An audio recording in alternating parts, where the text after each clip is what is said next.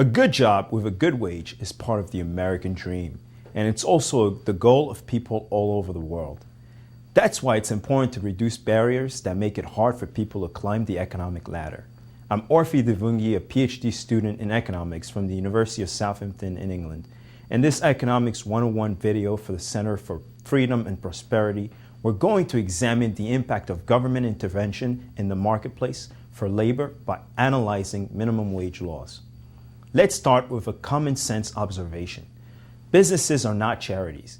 They only create jobs when they think that the total revenue generated by new workers will exceed the total cost of employing those workers. There are lots of things that government does to make job creation more difficult.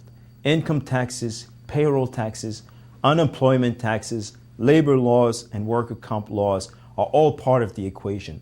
But let's pretend those factors don't exist and just consider the impact of minimum wage laws. Imagine a worker without many skills. Maybe he didn't have a good home environment. Perhaps he was stuck in a crummy government school that promoted him from one year to the next without ever providing a decent education. But to his credit, this person enters the job market rather than being a bum, a mooch, or a thug.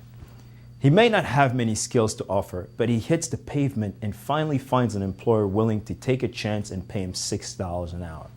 This sounds great, but we have to remember that the government has decided to restrict this guy's freedom of contract. Thanks to the minimum wage, he can only get a job if he can find an employer willing to pay him $7.25 per hour.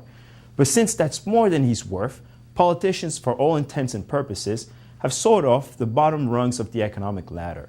A policy that supposedly helps people has condemned our apathetical worker to joblessness and despair. What's really perverse is that minimum wage laws hurt the poor. If the minimum wage goes up, rich people don't lose their job.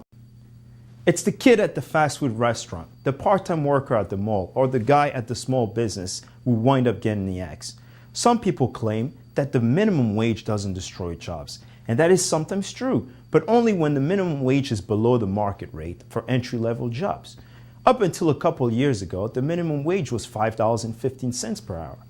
I don't think the government should have any minimum wage because it restricts the freedom of contract, but I wasn't too upset about $5.15 minimum wage because in most parts of America, all jobs were paying above that level. In other words, market forces meant that businesses were willing to pay more than $5.15, even for young workers and those with poor work skills. But let's look at some disturbing real-world evidence. From 2006 to 2009, the minimum wage was dramatically increased from $5.15 to $7.25. That's an increase of more than 40%. No wonder youth unemployment has increased so dramatically. This has been especially bad for minorities. To be sure, there are other factors that may be causing unemployment to rise, including a bigger burden of government spending, but researchers using statistical analysis time and time again find that the minimum wage plays a key role in causing joblessness. Let's conclude with a question for those of you who still think the minimum wage is a good idea. If going from $5.15 to $7.25 was such a good idea, why don't we raise required pay to $100 per hour or $500 per hour? I think you get the point. Thank you for watching the Center for Freedom and Prosperity Economics 101 video. Please share it with your friends and colleagues.